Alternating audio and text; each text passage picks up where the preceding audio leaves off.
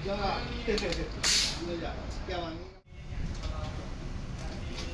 Mana dia dapat 10 lah.